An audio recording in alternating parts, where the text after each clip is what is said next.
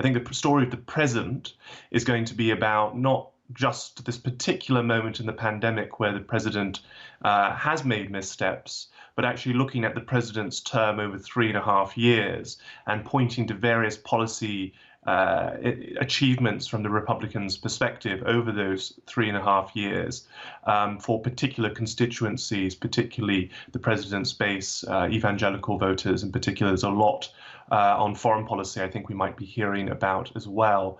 And then looking to the future, I think Trump's going to make it a sort of choice between Biden as a Trojan horse, the Democratic left, and Trump as someone who he built the economy once, and he's going to be able to do it again, you know. I think that's effectively what they're going to try to do. It's quite a lot to achieve in a week, but I think it's for their perspective, it's essential that they pull this off because they are behind in the polls, and they do need to nudge their polling figures up soon.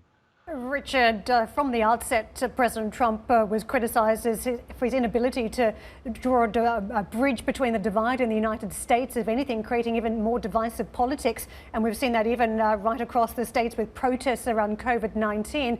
If you look at the list of speakers at the Republican convention, it feels like he may double down on that type of politics, that type of strategy. On the ticket, a couple who pointed guns at peaceful protesters in St. Louis. You've got a teenager who is involved in a confrontation with a Native American protester last year, and also a consultant to We Build the Wall. So a lot of the same themes where Trump plays to the base seem to be very much on the cards this week. Yeah, I mean, you know, look, American politics is just a highly polarized political environment, which means that it's very unlikely to see really any candidate at a national level, either a Democrat or Republican, kind of dipping below kind of 40% of the vote. You know, so what that means then is Trump's got a small number of voters that he kind of needs to reach in order to kind of start flipping states in his favor that he's currently polling behind. And the key electorate, I think, really for him is our white suburban voters, particularly white suburban women voters who turned against him in 2018 midterm elections. He needs to bring them back.